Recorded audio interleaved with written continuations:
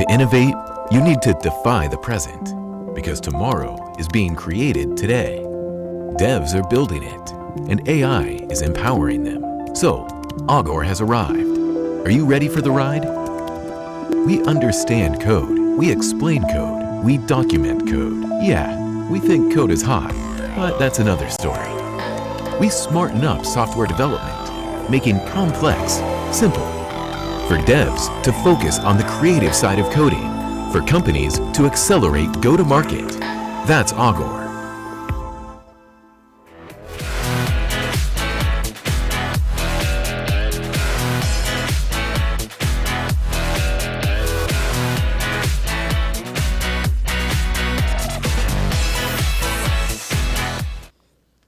Bueno, como ya escucharon, mi nombre es Tiburcio de la Cárcova y soy el CEO de Augur. Y hoy les quiero contar la historia de el qué, pero sobre todo el por qué del proyecto que hoy me toca estar liderando, que es uno de los más interesantes y entretenidos que me ha tocado hacer en mi vida. Pero, y le pido mil disculpas, para poder empezar a contar esta historia no tengo otra que compartirles cómo fue mi primera vez. Así que prepárense. Esperen que me falta el clicker. ¿Dónde lo dejé? Ahí está. Allá por los años 80, sí, así de viejo soy, después de torturar a mi padre durante más o menos 3 o 4 meses, llegó a casa mi primera computadora, que era esta que ven acá. Y en ese momento las computadoras eran un bicho raro, no era algo común. Todo el mundo quería tener un Atari, quería jugar juegos. Pero yo estaba obsesionado con una idea. La idea mía era hacer juegos. Estaba absolutamente enamorado de la idea de poder hacer mis propios videojuegos.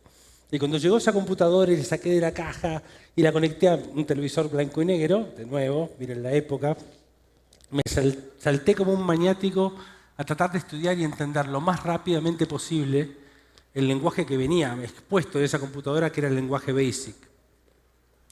Pero la decepción fue casi inmediata, porque los juegos que yo quería hacer en esa computadora, que como ven no eran muy sofisticados, no estaban hechos en BASIC, que es un lenguaje muy simple y fácil de entender, sino que estaban hechos en Assembler, o el lenguaje de máquina.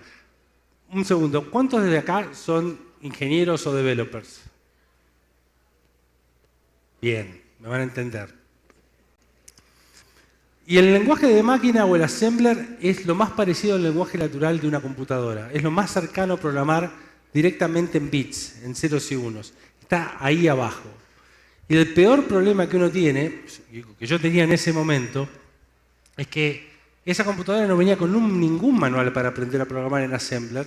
Y la única forma que yo tenía de poder aprender cómo hacerlo era desensamblando el código de estos juegos, imprimirlo. Tenía una impresora que imprimía como unos rollos de papel higiénico, un papel térmico, los pegaba en la pared, del techo al suelo, varios, y después con una virome, con una lapicera empezaba a ver línea por línea, a ver qué es lo que estaba pasando. Ya sé, debería haber estado haciendo otra cosa en esa época, pero eso es lo que me gustaba hacer.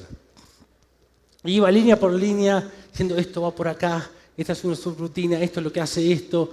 Pero a mitad de camino estaba absolutamente perdido, no entendía nada de lo que había hecho y tenía que volver a empezar. Lo segundo que aprendí cuando empecé a programar, es que esa misma sensación de perderte en el código de otro me pasaba en mi propio código. Yo no podía entender por qué demonios se había hecho lo que había hecho 3 días atrás, ni siquiera 6 meses. 3 días atrás tenía que hacer exactamente el mismo ejercicio. Mirar lo que había hecho, tratar de entenderlo, volver a pegarlo en la pared y empezar a ver por qué demonios hice lo que hice y cómo lo hice. Como ustedes escucharon, al final terminé ocupando casi toda mi carrera desarrollando videojuegos. Quizás por esta frustración no terminé siendo ingeniero, lo hice más desde el asiento del emprendedor, pero pude dedicarle 20 años a lo que era el sueño de mi vida, videojuegos. Pero una de las cosas que aprendí inmediatamente al empezar a desarrollar software es que esta sensación mía de perderme dentro del código de otro, perderme dentro de mi propio código, es algo que estaba muy presente y que me iba a perseguir durante absolutamente todos los 20 años de mi carrera.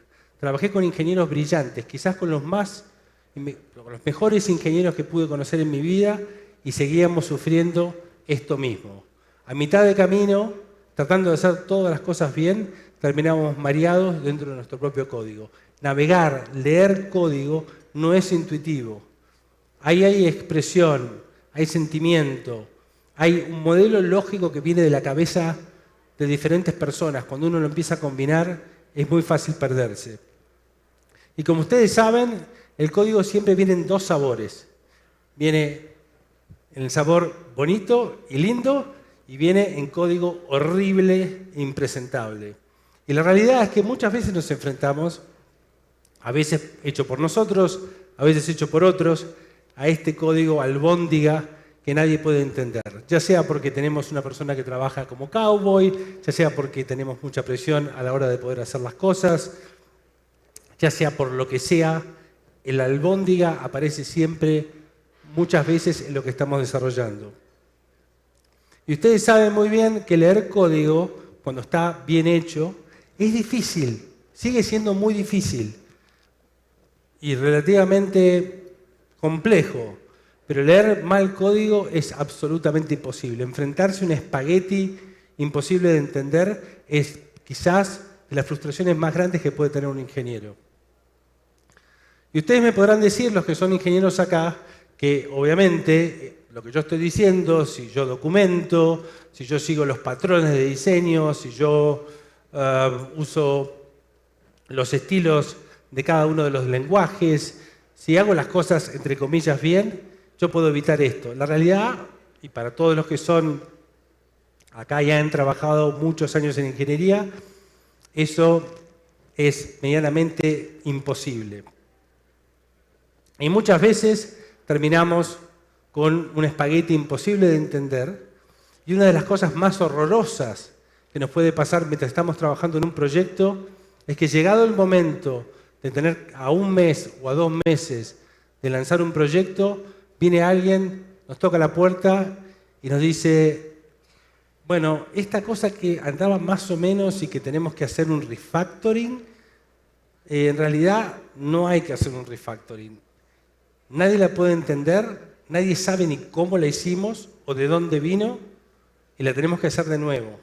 Y olvídate de los 2 meses, van a ser 6 o 7 meses más. Imagínense lo que eso significa, el impacto no solamente del proyecto, pero el impacto en la calidad de vida de los ingenieros que estamos trabajando en eso. Ingenieros que están trabajando en eso, de nuevo, yo ingeniero no soy. Cuando miramos los números, y lo mencionó Guibert, esto es mucho más evidente. Este número parece increíble, pero es verdad. El 70% del tiempo de los ingenieros se va tratando de entender código. Y para cualquiera que haya estado trabajando en trabajo de ingeniería, sabe que esto es así. Muy pocas veces uno trabaja con el código propio. Uno trabaja con la combinación de códigos de diferentes personas, frameworks que no saben de dónde vienen, y la maldición del Stack Overflow, Copy-Paste Code, que muchos pecan cuando hacen esas cosas. Entonces, la ensalada y el desastre está bien ahí a pedir del día. Y esto todo obviamente se va a agravar o se va a incrementar, porque hoy en día estamos todos programando en nuestras casas. Muchos de ustedes están programando quizás en sandalias en la playa, y no creo que quieran volver a la oficina. Y no importa si el Slack, el Confluence, lo que sea que le quieran decir, ya no tenemos esa posibilidad de sentarnos frente al monitor con cara de horror, tratando de entender qué es lo que está pasando y cómo hicimos esto y cómo lo podemos resolver.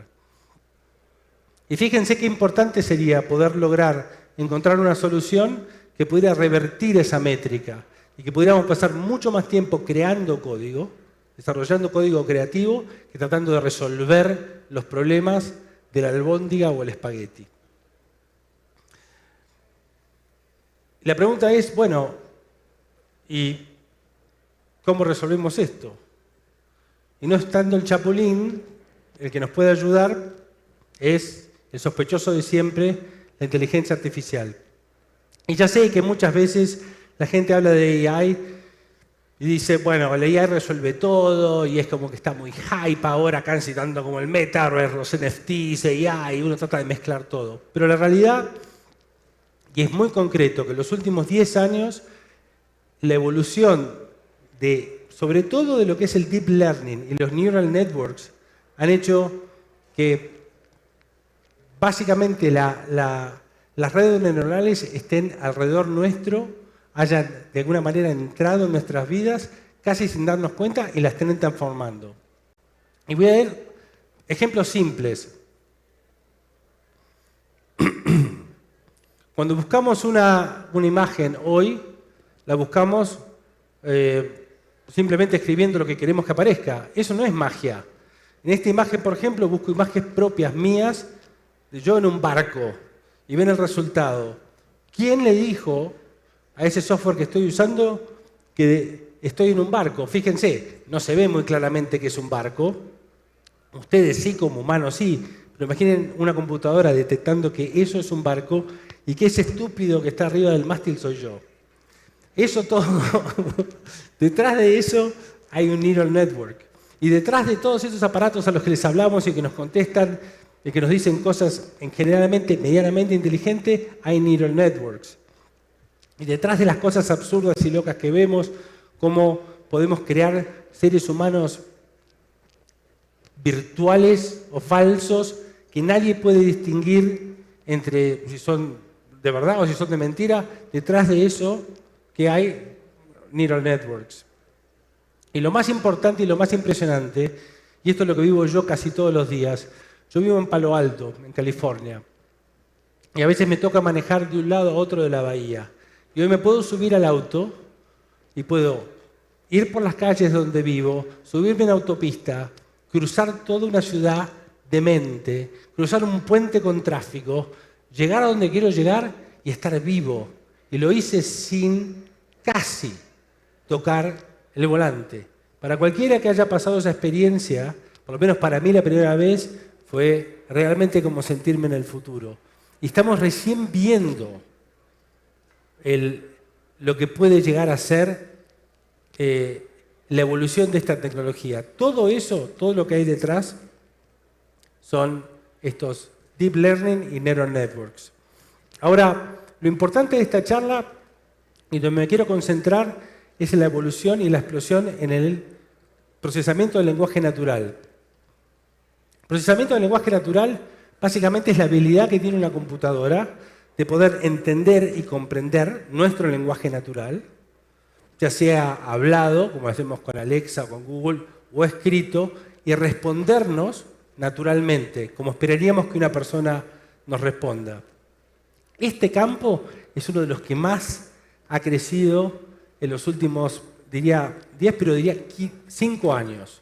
¿tá? Y lo que estamos viendo es una transformación gigante en el tema de procesamiento del lenguaje. Pasamos de simplemente traducir un simple texto a, bueno, ya van a ver.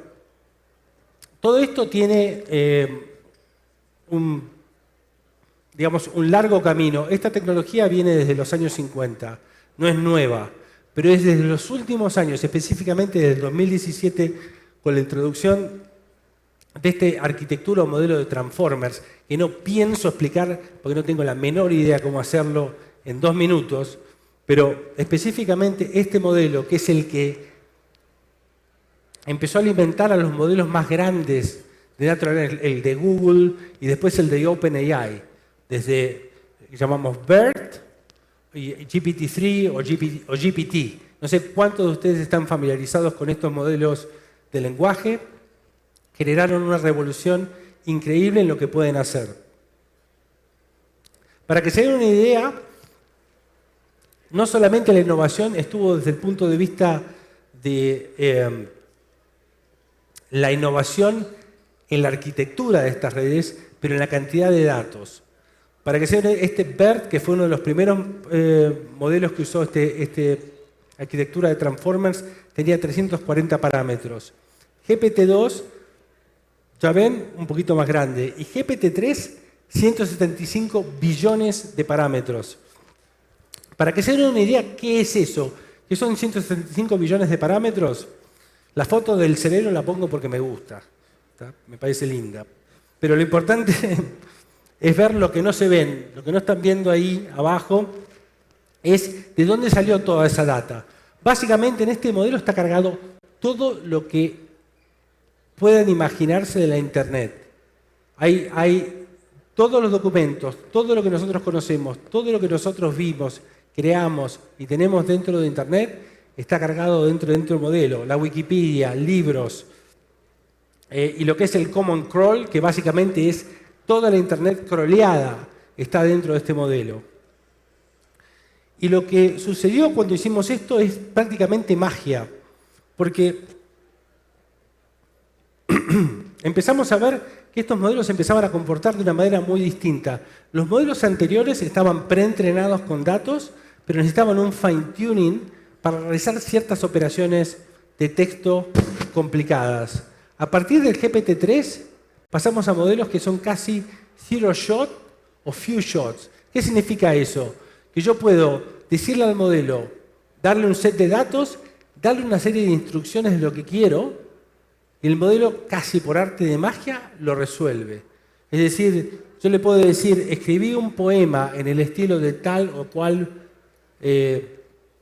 persona, y casi por arte de magia, y iniciando solo con una primera frase, ese poema va a resultar tan verosímil como si lo hubiéramos escrito nosotros. O un abstract, un resumen, o un ensayo. No, es increíble lo que está haciendo estos modelos. Y como vieron en el chart anterior, GPT-3 está ahí abajo. Miren el tamaño de los modelos que siguen, ¿no? Vamos a tener modelos de trillones de parámetros muy pronto. Y bueno, si eso no va a dar una cierta conciencia a estos modelos, tenemos que estar preparados. Sí, ya sé, 5. Voy rápido ahora. Esto es un ejemplo más de lo que pueden hacer estos modelos. Lo voy a pasar rápido, pero esto es GPT-3 haciendo un summary de ese texto, pero para un second grader. A mí me parece increíble porque la única información que le estamos dando es resumir o sumarizar esto en lenguaje de un chico de segundo grado. Y miren la respuesta, no sé si la pueden leer detrás de todo esto, pero la respuesta es increíble y es indistinguible del lenguaje de lo que podrían haber hecho cualquiera de ustedes. Y todos estos modelos están pasando y superando la verosimilitud. O sea, si alguien tiene que decidir esto es humano o es AI, la AI está superando la verosimilitud de que es humano. Distinto es ver si lo que dice es cierto o no, y eso tiene otra serie de problemas. Pero ¿a dónde vamos a hacer el arco desde donde empecé hasta donde quiero ir? Una de las cosas curiosas que pasó con estos modelos es que no solo empezaron a entender el lenguaje nuestro lenguaje natural, sino que justamente por esa masividad de datos empezaron a entender el código. Y vimos ejemplos como cuando OpenAI lanzó Codex, que podíamos escribir básicamente lo que queríamos y eso automáticamente generaba código. Es como que podíamos programar con palabras o podíamos programar con frases. Y empezamos a ver titulares como este, ¿no? OpenAI is making coding as easy as... No es tan así. ¿Está? Y estamos probablemente bastante lejos de llegar a ese nivel, así que para los ingenieros que están en este momento escuchándome, nadie los va a reemplazar en el corto plazo. Pero sí,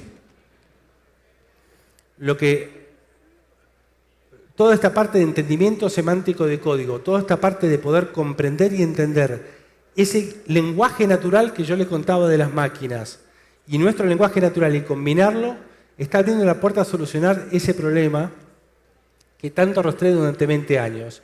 Y eso es lo que estamos haciendo en Augur.